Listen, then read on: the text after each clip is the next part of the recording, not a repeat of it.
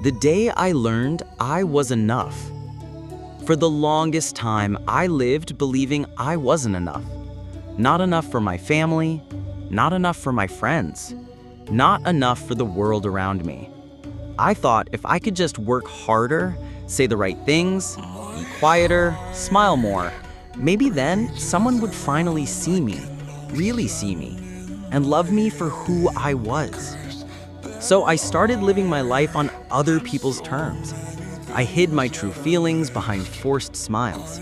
I silenced my voice to avoid conflict. I gave pieces of myself away, hoping they would come back wrapped in acceptance.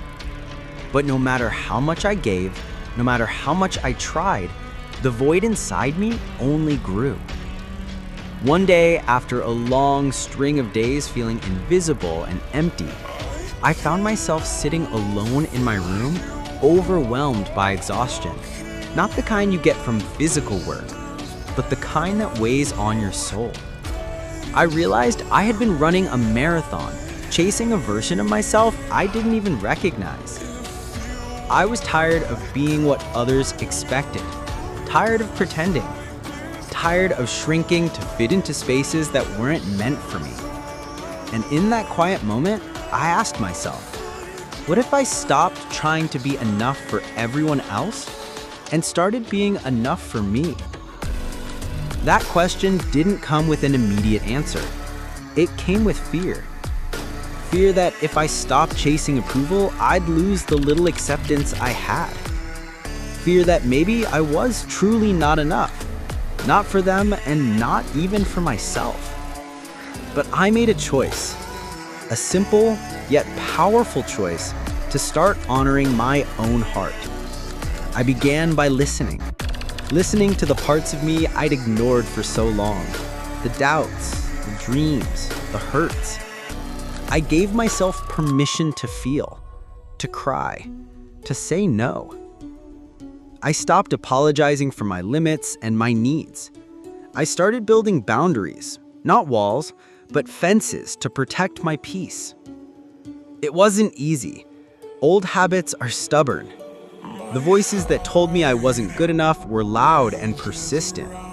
But slowly, with every small step, I began to see something beautiful. I was still here. I was whole. I was enough. I learned that self-worth isn't something you earn by pleasing others. It isn't a trophy to win or a number to reach. It's an inside job. It's the quiet truth that your value is not up for debate. It's simply yours. You are allowed to take up space. You are allowed to speak your truth. You are allowed to be imperfect and still be worthy. And here's the most important truth I want you to hear. You do not have to carry the weight of others' expectations. So often, we try to fit into molds that were never made for us. We twist ourselves into shapes that don't feel natural just to earn a place in someone else's world. But living for their acceptance is a life half-lived.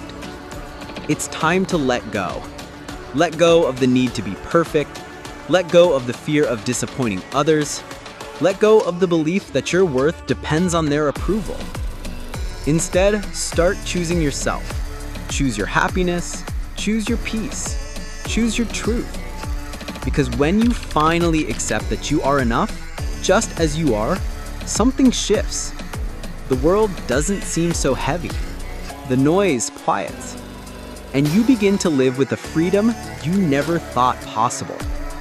So if you're carrying doubts, fears, or the feeling of not being enough, know this: you are not alone. And you are far more powerful than you realize. Look in the mirror and remind yourself, I am worthy, I am valuable, I am enough. And that simple truth, that fierce, unshakable belief, will change everything.